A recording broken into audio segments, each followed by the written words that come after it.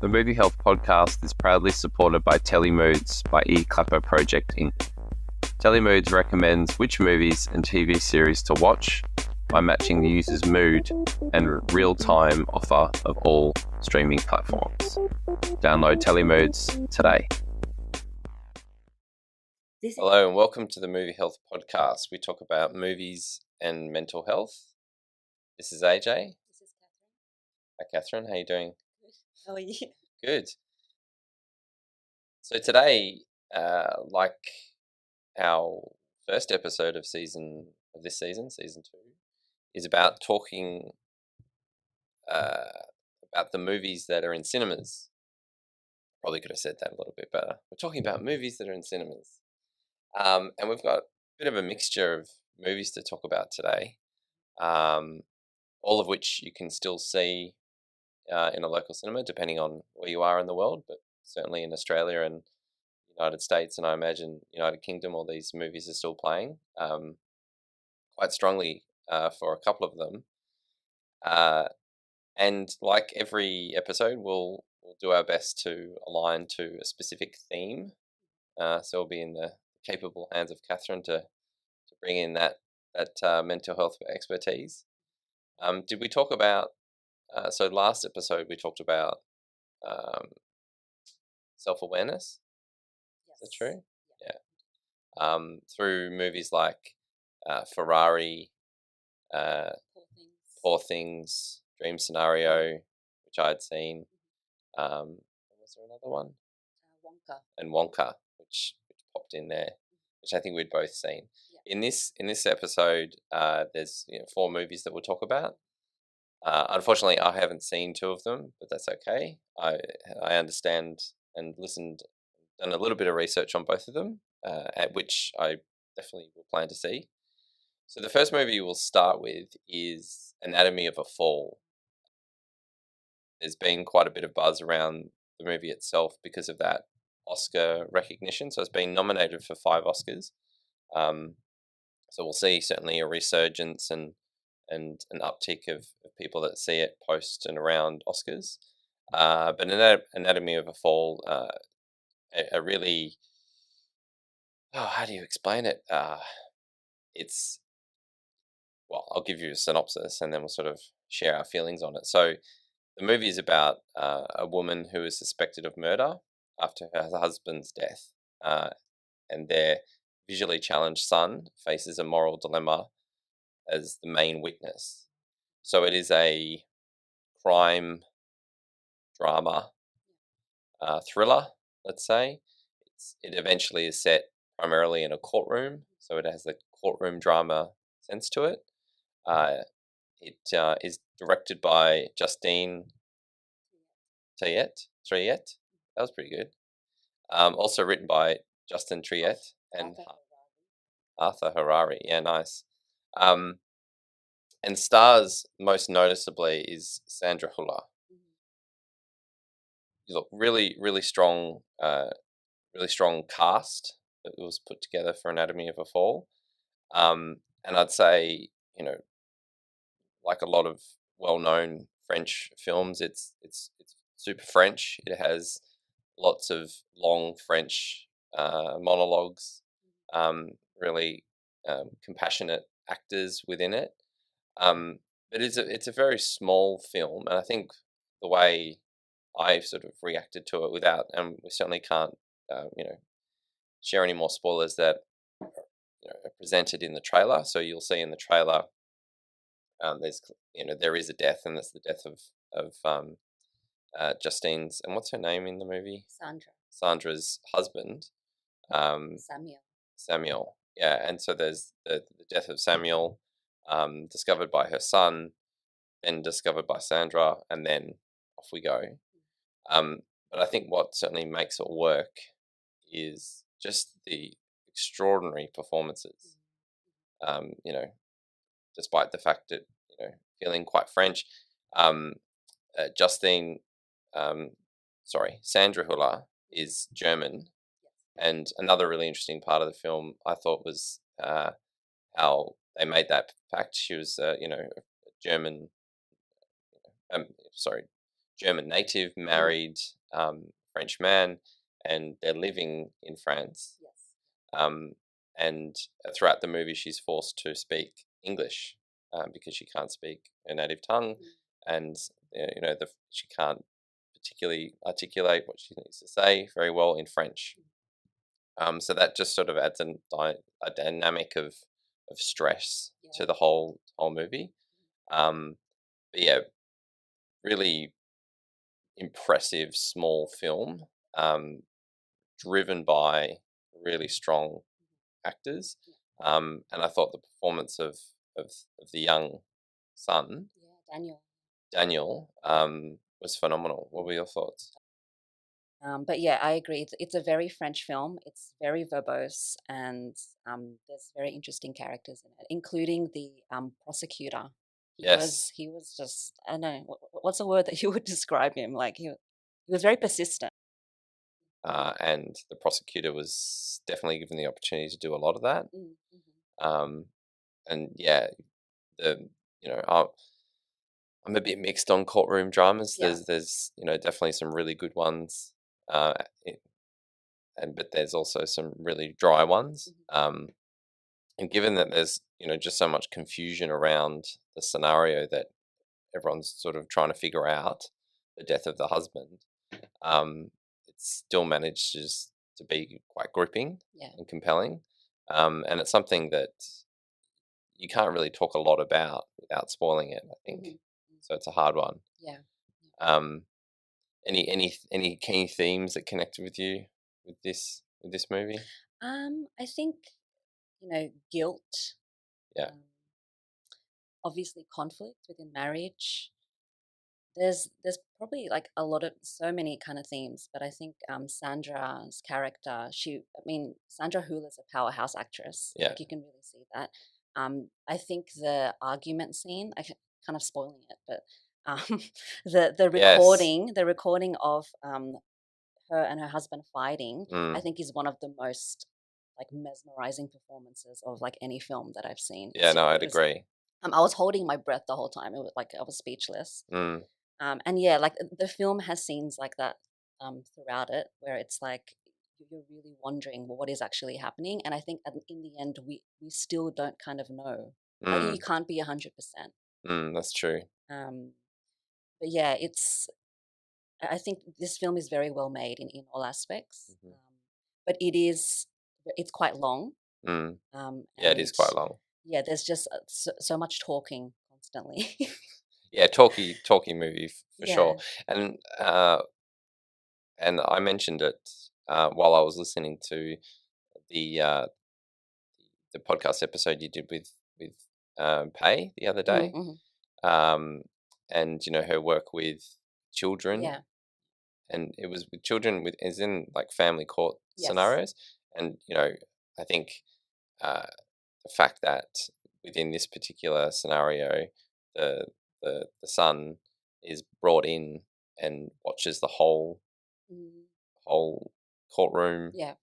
uh, all of the courtroom drama, and I can't remember why that decision was made, but it was quite an important decision Mm, because the son could absorb everything that was happening, mhm. and then later on, it was the one that actually helped make a decision Yeah. Yeah. on the court ruling, Mhm. which I thought was really interesting. But Yeah. I mean, the stress, the stress for any family that goes through that type of court scenario Mm, is unbelievable. yeah.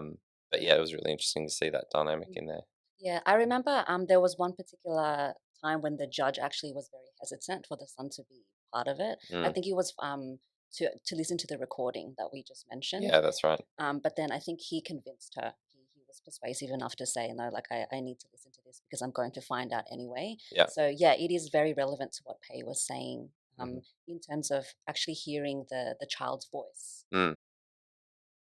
Fascinating film. Really strong contender. I think for original screenplay, Hmm. uh, performances. Sorry, original screenplay for the Oscars. Hmm. Performances. So there's going to be a, a bit of buzz around it, Yeah, yeah. and definitely highly recommend if you can get to probably an independent cinema to see it. Mm-hmm. It's not playing in some of the big chains, but Yeah.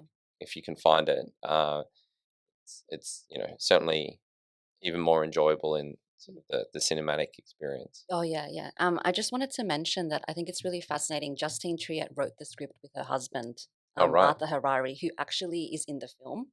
yeah, I just found out actually, and I've listened to interviews, and I think they, they lived together. They wrote it during the pandemic. It's essentially a story about the ending of a marriage and then what happens after it. But yeah, that they were saying how they kind of exercise their own marital demons from doing this film. right. I think they probably creatively work together on other projects and stuff. But I thought that was really fascinating. Who's her husband in? Arthur Harari, he plays the person who the critic of the book. You know how they had all the people come in um, to testify. Oh right, did he have a beard? In that? I'm not sure actually. No. Okay, Yeah, that's interesting. So he made an appearance in the he movie. did. Yeah, he had his own cameo. So Okay, yeah, fascinating. Well, yeah, that's also interesting that it was written to. What did you say? What did it do for their marriage? they exercise their own marital Oh demons. wow, there you go. Yeah, it That's was. one way of doing it. Mm, yeah, Yeah, I should ask my wife if she wants to write a screenplay with me. yeah. Yeah, Be very cathartic. I don't know what. Yeah. Anyway. yeah, and yeah, and exactly. I mean, I think it's interesting because again, can't talk about it without spoiling it. Mm-hmm. Um, but yeah, the choices that they make with portraying the different characters or the way they portrayed the different characters in the relationship, Mm, and so it did feel, even though um, um, Sandra Huller's character was being essentially victimized mm, or um, attacked within by the defendants in court. mm, Um, you know, as the movie progressed, it did seem that they're a bit more balanced yeah. in their relationship, Mm, and it was a lot more complicated mm, than perceived. So as you yes. said, the recordings really helped Mm, um, create that light on their relationship. yeah. Cool. So that's Anatomy of a Fall. Uh, Anything else you wanted to mention about that? Um, I think in many ways, I guess this is arguable, but her character as the wife, she didn't allow her husband to be vulnerable, and vulnerability is the theme There you go. of this this episode. So in during the argument scene, I'm not going to reveal too much, but he basically is asking to be listened to. He's asking to be acknowledged, and she doesn't do that. Hmm. She doesn't give him grace. So for all of you who haven't seen it, please watch it, even just for that scene because it's incredible, Hmm. and it's actually very insightful as well. So, Yeah, lucky you reminded, and that's lucky you reminded me about the theme because it actually plays quite perfectly to all the the four movies that we'll talk about, mm, even though they're all so significantly different. yeah, they are. Um, so I haven't seen this movie. I Mm. think which one we're going to talk about next? Do you want to talk about All of Us Strangers? Or... Yes, let's talk Okay. about All of Us Strangers. All right. So, All of Us Strangers was directed by Andrew Haig. It stars Paul Mescal, Andrew Scott, Claire Foy, and Jamie Bell. Um, I watched it yesterday. As I was telling you before we started recording, everyone around me was crying. It's a very devastating movie. Mm, Some people say it's a ghost story. Some people say it's something else, something more metaphysical. But basically, the blurb is one night in his near empty London tower block, screenwriter Adam has a chance encounter with mysterious neighbor Harry, puncturing the rhythm of his everyday life. As a relationship develops between them, Adam finds himself drawn back to his childhood home where his parents appear to be living, just as they were on the day they died 30 years ago. So this film is being talked about everywhere. hmm. I think rightly so. It's quite slow, but I think that's understandable with the content. And the performances are very powerful. Um, what's his name? Andrew Scott is just he portrays a very like lonely gay man very well. Hmm. Apparently, it's The Hot Priest. Have you the seen? Have you seen? I haven't Seen seen Fleabag? that. Yeah, No. yeah. Should check it out. It's a Mm, great series. okay. Where he famously plays I think his character's name is Hot Priest. Um, Yeah. and yeah, no, check it out. Anyway, sorry to interrupt. Oh, that's okay. Yeah. Um, and it's just very. I don't want to give away too much. Mm-hmm. But there are so many themes within it, and actually talking about another episode that we recently did with C, it is a lot about inner child trauma. Mm-hmm. Um, and everyone in this film is amazing, but I guess that's expected with the quality and the standard of the actors. But yeah, what have you like listened, what have you read about it? Well, yeah, no, I'd certainly I hadn't heard of Andrew Haig before Mm, um, as a director, so I haven't really seen any of his work before, but I think you really can't go wrong at the moment with the pairing yeah. um, of Paul Mescal Mhm, and uh, and Andrew Scott. mm, mhm. I also hear that. So, I mean, from what I understand, is it, you need to go in watching the movie with an open Yeah. mind. It's a movie that's been designed to. It's more character driven. It's more focused on the relationship of certain Mhm. characters. So Andrew Scott's what's the character's name? Adam. Adam. So Adam, um, he has a relationship with the Paul Mescal character, but he also meets his Yeah. parents, who are of a similar age, Mhm, mhm. um, and so you know I think that's fairly well known. But that gives you an example of the type of movie that it is. That Yeah. it's sort of fantastical or a fantasy in a Mm, way, mhm. um, and even there's certain parts within the movie, without spoiling it, Yeah. that it feels, is it fair to say, like a sort of a ghost Mm. story? Yeah. So I think even though I haven't seen it, I think what I've read and listened to is that it's good to go in with an open mind. It's not a linear story, No. clean start, Mm, clean middle end. Um, it's really digging deep into these characters, yeah. learning more about them, um, and some of the I suppose issues that they've had Mhm. within their life. So I think it's Jamie Bell Yeah. is the father. Mhm. Who's the mother in it? I'm Claire Foy. Claire Foy again. So I mean, on paper, Mm, um, just with those actors, you really can't go wrong. yeah. Um, but I have heard that it is quite sad and um, uh, you know yeah, uh, but it's an enjoyable watch if you can just sit back and take Mm. it for what it is, really. Yeah, yeah. And I think Paul Mescal, obviously, he's such a standout actor of his Mm, generation at the moment. And yeah, his dynamic with Andrew Scott is just, it's like no wonder why they were both chosen for this film. mm, They're a perfect pairing, like you said. mm, And yeah, I recommend to watch it because it's a very intimate film. There's only very few characters actually, just mm, the four that we mentioned and a waitress and like just a few others. mm. Um, but it is very intimate and it's probably the most vulnerable film out of Yeah, all four. yeah. And it's probably, I don't know if I would say it's as sad as Iron Claw, but Mm, like it's kind of like on par. Like yeah, it's very, very sad. mm, So I think be prepared for the heaviness of this film if mhm, you watch it. Yeah. yeah. Yeah, and I think that, um, it hasn't, even as we've said, on paper and with the actors involved, um, it it hasn't had a wide release, Mm. so it hasn't been in cinema chains. It's been in small, well, more independent cinema. Yeah. Um, it hasn't had as much attention with the award season, Mm. uh, but it is being respected. It is being talked about, um, and it's probably due to just it being a fairly small film. Mm. Um, But it's a shame when movies like this are made and people just miss them, Yeah. um, because there is that limited release.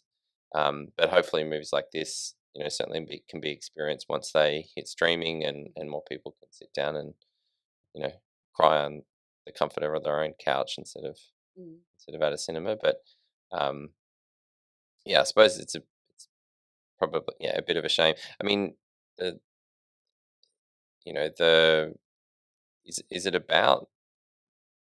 I mean, is it centered around the relationship between the two men, or is it more about Adam's character? So, and sorry, Yeah. Andrew Hmm. Adam Scott's character with his parents. Is it Both. I both? would say it's both. Yeah, Yeah. yeah, Yeah. yeah, cool. They're kind of like in parallel, and then in a way at the end they kind of meet. So Mm-hmm. Okay, yeah.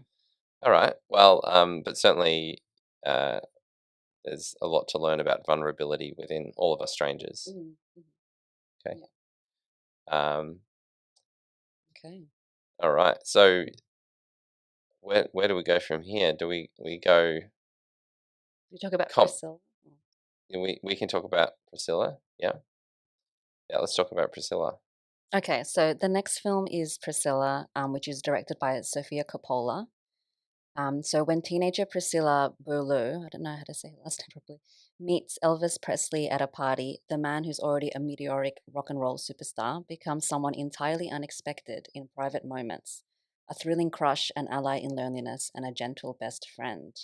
Okay, so it stars Jacob Elordi, Kaylee Spaney, and some other actors that I haven't heard of before.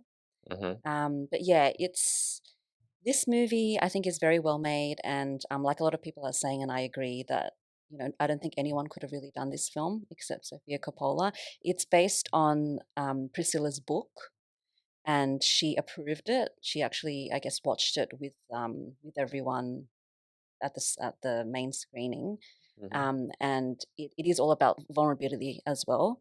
It's a romance, I mean, romance musical. It just kind of shows a bit of Elvis's music, but it's mainly focused on Priscilla. Mm-hmm. Um, her when she first meets Elvis, that's when she was 14, I think. And then yeah, all the way till the end of their relationship. 14. Yeah, she was 14 and he was 24. Right. So when did they get married? Um, I'm not sure, but I don't know if she was 18 or like a bit older. Mm. Yeah. So what is it? Uh, so I mean, is it Coppola or Coppola? I think you're right. Yeah, Coppola. Coppola. Uh, I mean, I'm a huge Sofia Coppola fan, Mhm. so Lost in Translation Yeah. is obviously one that everyone knows. What was the other one with Kirsten Dunst? Um, Oh, was it the Virgin Suicides? well, there was Virgin Suicides, but Marie Antoinette. yeah, Mary Antoinette. I Yeah. love that. Mm. I know we've talked about it before, but you know, I've been a Kirsten Dunst fan since Bring It On, and that pairing, Yeah. with Sophia and uh, Mm. and Dunst, um, such a good one. If you haven't seen it, you should check it out. Yeah, no, I haven't. But no, big fan of Sophia Coppola. Mm. Again, it's just a shame that you get the Baz Luhrmann. Mm. Was it Baz Luhrmann? We Yeah. should know. Let's go with Luhrmann. I think it's Luhrmann. It's Baz Luhrmann. Lerman. And anyway, It might be Luhrmann. yeah. Uh, but you get this huge Elvis movie Mm. uh, that was just such a Baz Luhrmann Yeah. film. Everything about it, just the frenetic pace to it, the ugly characters, Mm. the spectacle, the song, the dance, um, Mhm. the the marketing drive behind it, Yeah. and it was really a story about the Colonel. Have you, Mhm. you know, Yeah, it was exactly. really a story about, His um, his deception, his manipulation, all of that. yeah. Yeah. So Elvis's relationship and deception and Mm. manipulation from the Colonel, Mm. who contributed to Elvis's downfall, Mm. there was no mention of Priscilla within in Elvis that I could remember. Um, So I mean, what's mm, Priscilla attempting to do is obviously tell the story of Priscilla, but like, what's the I think what's the point is a bit harsh, but like, sort of mm. what's the ethos? What's the sort of the mantra of Priscilla that they're trying to Mm. tell?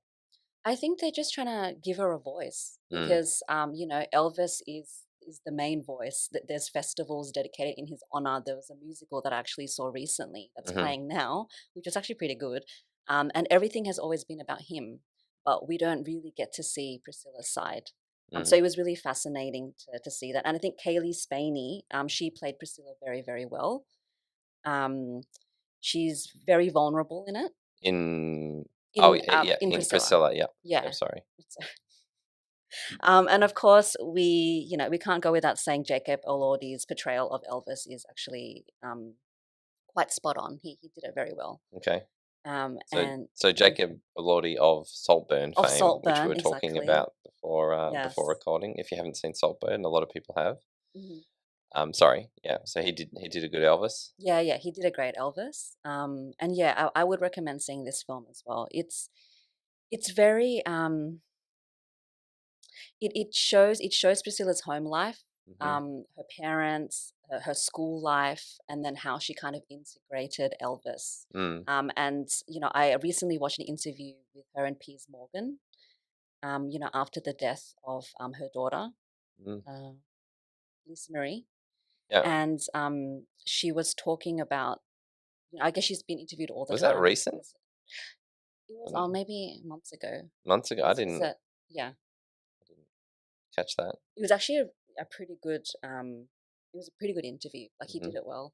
He was quite sensitive and compassionate in it. Piers Morgan's Piers probably an Morgan. Elvis fan. That's probably why I All right, yeah. went with it. Yeah. But yeah, it pretty much shows her, and it really just focuses on her. There's a lot of close-ups, Mm, and you can see the pain in her mm, face, when certain things happen with Elvis, and mm, when he becomes as famous as he does, and then I don't want to spoil it, but I guess everyone kind of already knows what happens to him. mm. But it shows how she was affected by it personally. Okay. Yeah. Yeah. So the other side of the partner, the other partner Mhm.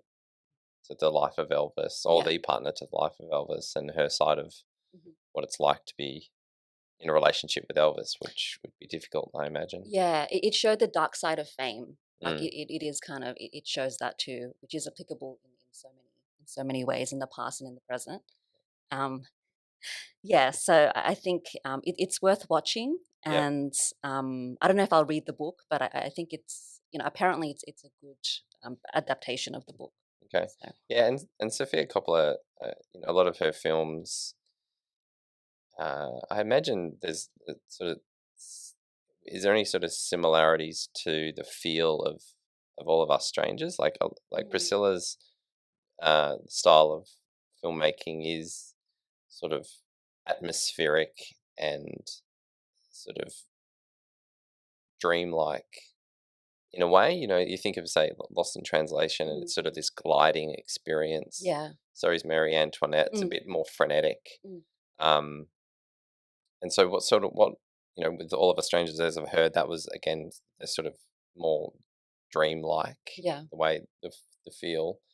Um, anything like what sort of tone or had the movie feel for sort of feel itself out for Priscilla? It's a very beautiful film. Mm, It's I would say it's kind of gliding. Yeah, it has that aspect to it, which is her distinct style, like you're mm-hmm, saying. And I think it's really interesting actually because Sophia Coppola used to be married to Spike Jones, and mm-hmm. we've spoken about her, which Spike Jones wrote and directed. Yeah, And I guess they're both directors who understand nuance very well, yeah. and they understand like characters very well. Mm, And yeah, this film, like I said, is just very. It's like most of the film, you're looking at Priscilla's face, mm-hmm. pretty much. Yeah, interesting. Yeah. Okay, cool. Yeah, well, I definitely want to see it. I think similar to you know, Anatomy of Fall and Oliver Strangers, fairly small films. Mm. Um, Priscilla's a bit of an odd one though, because there was a lot of buzz around, Yeah. or it was highly anticipated. Mm. Sophia Coppola's next movie, Priscilla. As I mentioned, it may have sort of, that buzz might have been killed a little bit with the Elvis movement. Mm. Um, but it did. I think Priscilla did quite well in the international film festivals. Like, it was shown at the Venice Film Festival. It was shown at Telluride, a few others. Yeah. So it sort of remained again as a small film, Mm-hmm. and shown limited release in independent cinemas. Mm-hmm. But there's a fairly consistent theme here Yeah. that they're all remarkable movies. Mm-hmm. And even though they've got that sort of that small release, um,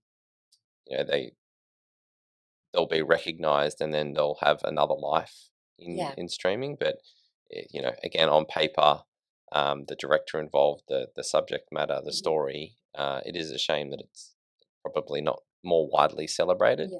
I mean, it's all three films that we've talked about are critically acclaimed. They've Yes. all Yeah. been well received by audiences and critics, um, whatever that means. Mm.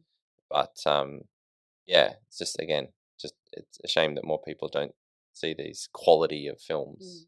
I agree. Yeah, Yeah. It's very true. yeah.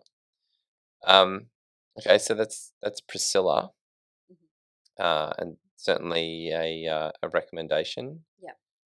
So the last movie, which it's always good to end on a high note. We've probably talked about fairly uh, you know um, dark themes Mm. surrounding um, a difficult theme or discussion in vulnerability, but a comedy that has been a sensation Yeah. actually. Yeah. Um, Anyone But You. Mm. So Yes. Anyone But You is still in cinemas. I think it was released Like end of December or end of something. December. Yeah, so Yeah. it's really had a long run. Mm. Um, I uh, I went, you know, well, I mean, I saw Anatomy of Fall by myself, but I think due to my dedication for us to talk about movies, I made sure I saw Anyone But You. It was also kind of annoying because everyone was, there's ads on, or there's the trailers on all the time. Yeah. Yeah. Everyone's talking about it, and it's always listed if you go and check what movies are on at the cinema, no matter what cinema um, Mm. you look at.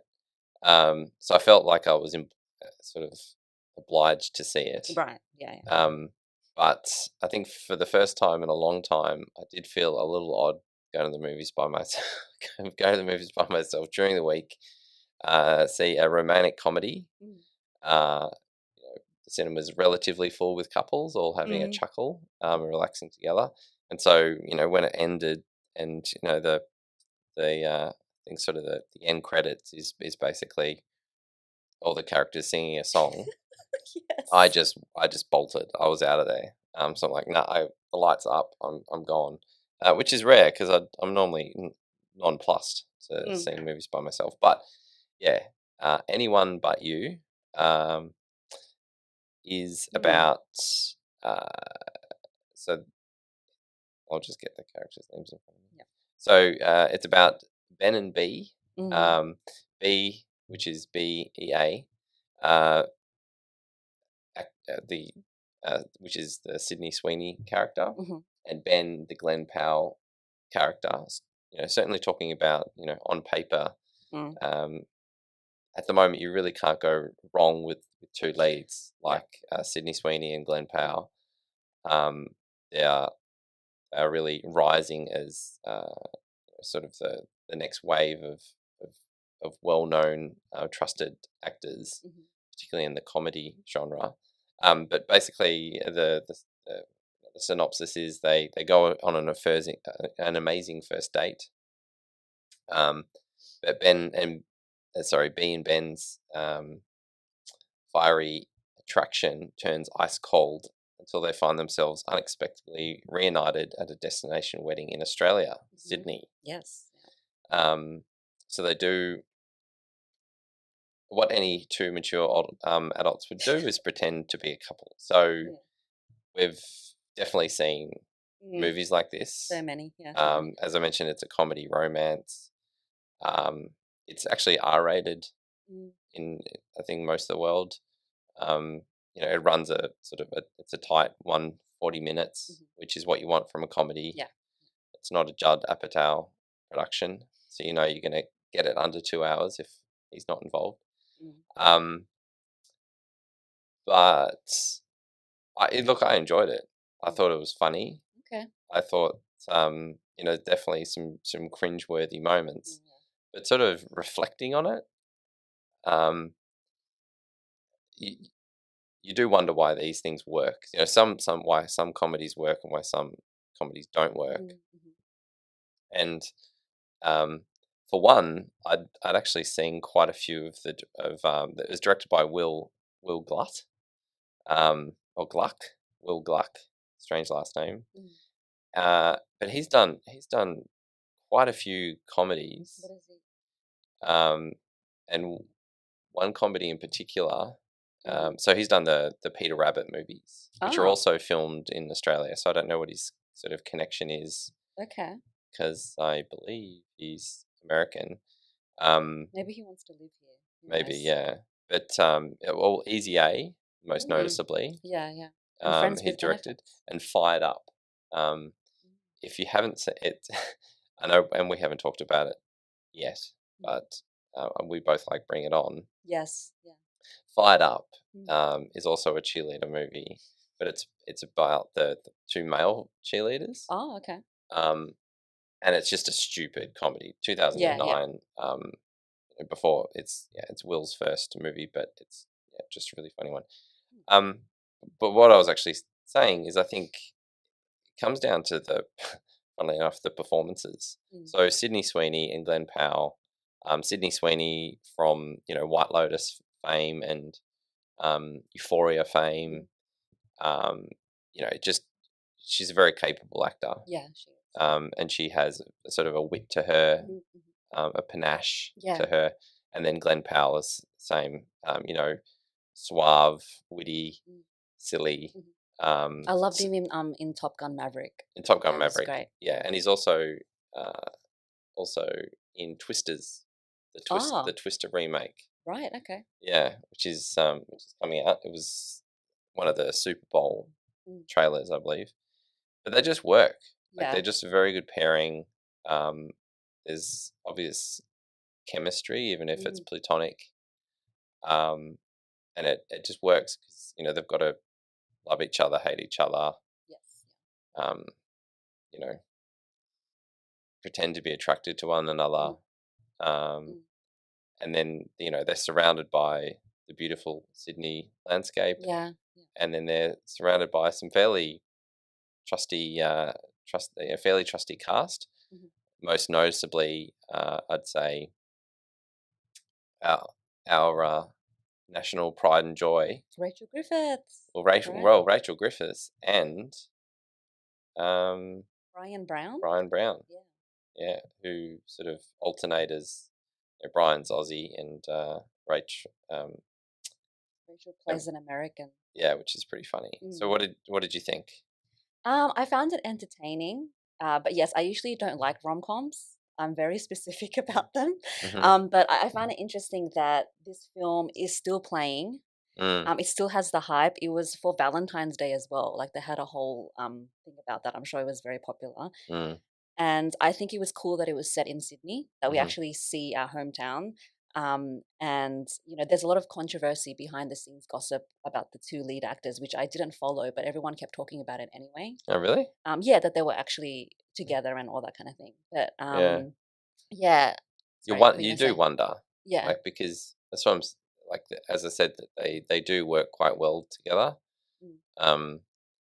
And just like there would have been an intimacy coach. Yeah. or a consultant on All of Us Strangers, um, there certainly would have been one Yes. for this. Mm. Mm. Both have, yeah, sex scenes in them, um, and the actors just have to work together, Mhm. or it just doesn't work. It just doesn't Exactly. seem um, as genuine as it needs to be in a Yes, in a that's it, in a exactly. comedy. And there's very particular scenes that are quite, oh, okay, Mm, interesting that, mm. that we won't talk about. But yeah, I found the credit scene. It's sad that you didn't watch it because it was actually hilarious. I think it was the best part of the movie, to be Oh, honest. really? So Yeah. that's where they were singing. What song was it? What was his?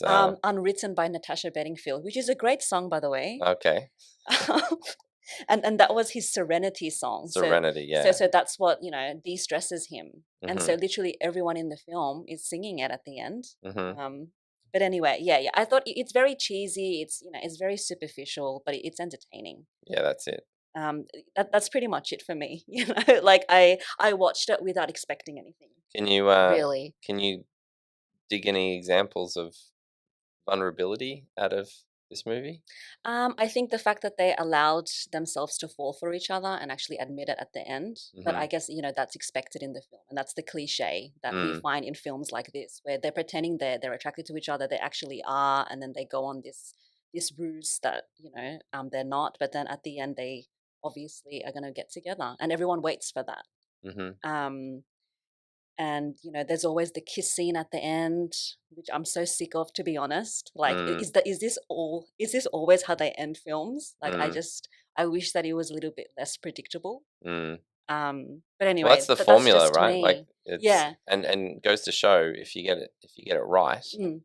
if you cast fairly uh, ultimately generic Mm. comedy, it ends up being a popular comedy. I mean, Yeah. there's plenty of examples. I think that's why, unfortunately, a lot of the Adam Sandler experiments are very hit and miss because Mm. it's Sandler. If you like him or you hate him, I mean he's pretty consistent in most of his movies. Mm. But then he's paired with someone that he has zero chemistry with. I mean, I kind of like the probably the like Drew Barrymore Yeah. uh, movies were probably the better examples. But then Right. you pair him with Jennifer Aniston, Mm. it's just not going to work. Yeah. Um, Yeah. but it is, yeah, it is. I suppose it is a shame that the the comedy genre needs to be cheesy and cliche Mm.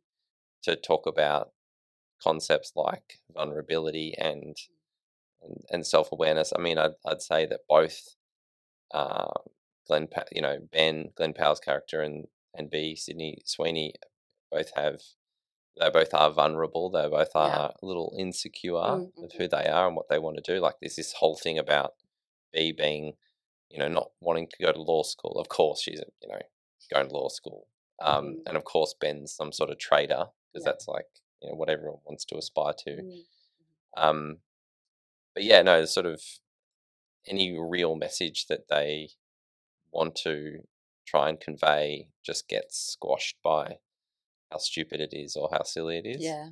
Yeah. Um, Very silly. Whereas, you think about, and I mean, you can't connect them, but I Mm. mean, thinking about the first movie, Anatomy of a Fall, that we're talking about, Yeah. um, when you can pick up examples of vulnerability, Mm. it it's a lot. It cuts deep, right? And it's quite sad and Yes. depressing. It's hard hitting. It's hard hitting, Mm. exactly. Um, and so, yeah, maybe it's a byproduct of the genre. Mm. Maybe it's the style of movie. Yeah. Um, but it is interesting the same way. You just can't, no matter what you do, because it's comedy, you can't take them seriously. No, that's true. You Yeah, know. yeah. I guess Anatomy of a Fall is very confronting, Mm, and anyone but you is the complete opposite. mm, that's it. So Yeah. So yeah, let's. I'm not trying to make any correlations. I just thought it'd be interesting to mention them again. Cool. So that's so we've talked about um, four movies that are mhm. definitely worth going to the cinema, enjoying. I imagine all of them will still be available, probably except for Priscilla. Priscilla and maybe All of Us Strangers are probably going to um, be faded out, Mm. and then the next wave will be in streaming, but certainly Anatomy of a Fall, given that it's an Oscar contender, Yeah. be a lot of buzz around that.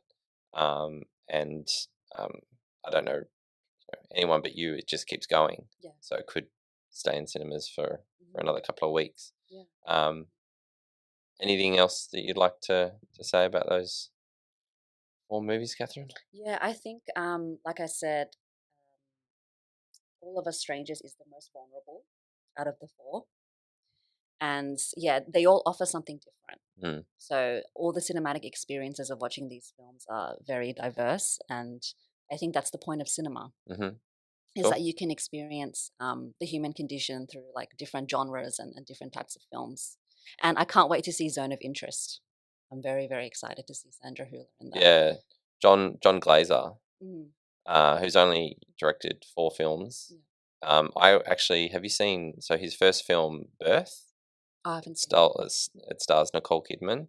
That Oh. has a fascinating child actor in Oh. it. It's so basically Nicole Kidman's husband dies, Yeah. and 10 years later, this boy arrives and says Oh. that he's her husband. Right. Like the reincarnation of her husband. Reincarnation. Okay. Yeah.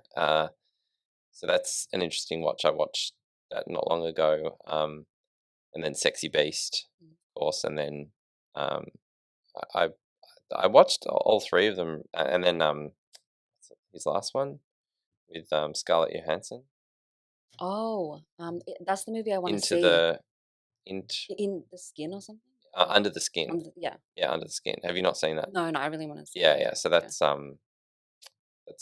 also a challenging watch, but Mm. brilliant. So yes, no, Zone of Interest. I'm really looking forward to. That's apparently a very difficult watch as well. Yeah. Yeah. So a bit to unpack there. Yeah. But I like feeling uncomfortable, and being confronted. I think that's the point of art. So that's why I want to watch it. And podcast, right? Yeah, exactly. Podcasts. Cool. Well, on that note, thank you to everyone for listening, and see you at the movies. See ya. The Movie Health Podcast is proudly supported by Telemoods by eClapper Project Inc. Telemoods recommends which movies and TV series to watch by matching the user's mood and real-time offer of all streaming platforms. Download Telemoods today.